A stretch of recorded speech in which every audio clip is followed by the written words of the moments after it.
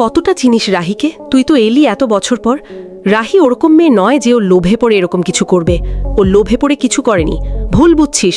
কোনোদিন ওই বাড়ি থেকে একটাও পয়সা কি নিয়েছে রাহি? যেটা জানিস না সে কথা বলিস না। মীরার বিরুদ্ধে গিয়ে এবার রাহির পক্ষ নিল রাহুল। শুধু তোমারই জন্য ধারাবাহিকের আগামী পর্বে দেখা যায় রাহুল বলে, থ্যাঙ্ক গড রাহি বাড়ি নেই। ও বাড়িতে থাকলে আমি বাড়িতে ফিরে আসতাম না। তখন লাক্স বলে, আসলেই যদি তুই রাহিকে সহ্য করতে না পারিস তাহলে আসার পর থেকে চারদিকে রাহিকে কেন খুঁজছিস? রাহুল রেগে যায়। রাহুল বলে, কেন? রাহিকে কি আমি খুঁজতে পারি না? রাহির নাম নেওয়ার জন্য কি আবার তোকে জিজ্ঞেস করতে হবে? অনি বলে, দাদাই এত রাগ করছিস কেন? রাহুল বলে, এই অনি তুই চুপ কর। তখন মীরা বলে, রাহুল এত রাগ করিস না, চল তোর মেডিসিন নেওয়ার সময় হয়েছে।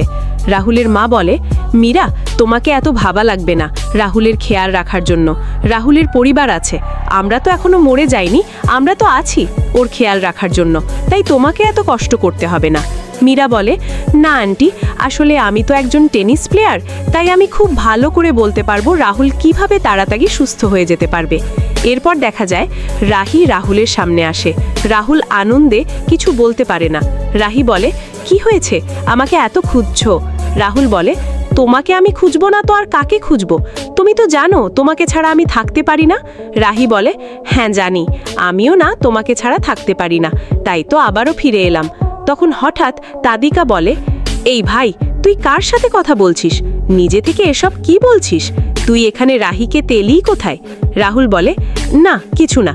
এরপর দেখা যায় রাহিকে তিতলি বলে, দিদি ভাই আমাকে মাফ করে দে, আমি জানি আমি তোর সাথে অনেক বড় অন্যায় করেছি, কিন্তু দিদি ভাই আমি আজ আমার ভুল বুঝতে পেরেছি, আমাকে মাফ করে দে ভাই। রাহি বলে, হয়েছে তিতলি, আর কাঁদিস না, আমি তোকে মাফ করে দিয়েছি। আমি জানি তুই আমাদের উপর অনেক অন্যায় করেছিস, এমনকি হ্যারির জীবন নষ্ট করতে চেয়েছিলি, কিন্তু তুই তো আমার ছোট বোন, তোকে মাফ না করে থাকতে পারি না। একটু রেস্ট নে, আমি ডক্টরের সাথে কথা বলে আসছি।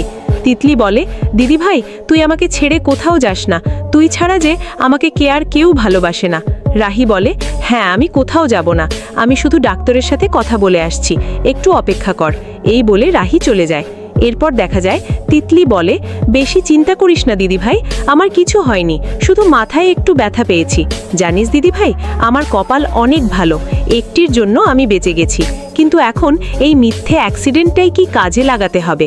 দিদিভাইকে কিছুতেই এখন আর বাড়িতে ফিরে যেতে দেওয়া যাবে না, যেভাবেই হোক দিদিভাইয়ের জীবনটা পুরো ধ্বংস করে দিতে হবে। এরপর দেখা যায় রাহুলের বাবা রাহির জন্য চিন্তা করছে।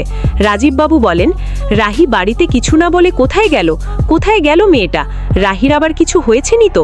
তখন রাহুলের মা বলে, রাহির কিছু হবে না, আর ভালোই তো হয়েছে, ওই অপয়া মেয়েটা বাড়ি থেকে বের হয়ে গেছে।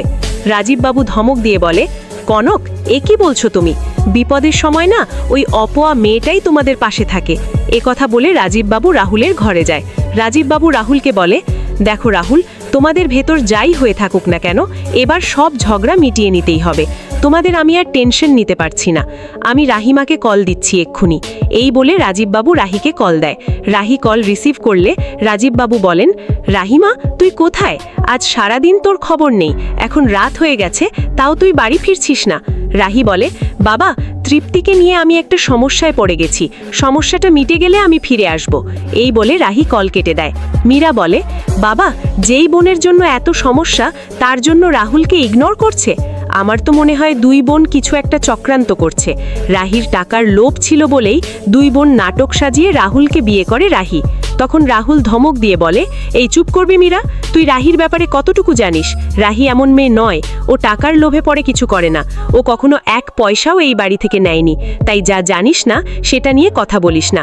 এরপর দেখা যায় তিতলি কোনোভাবে রাহিকে বাড়ি ফিরতে দেয় না, তাই রাহি বাড়িতে ফোন দিয়ে সবাইকে হসপিটালে ডেকে আনে।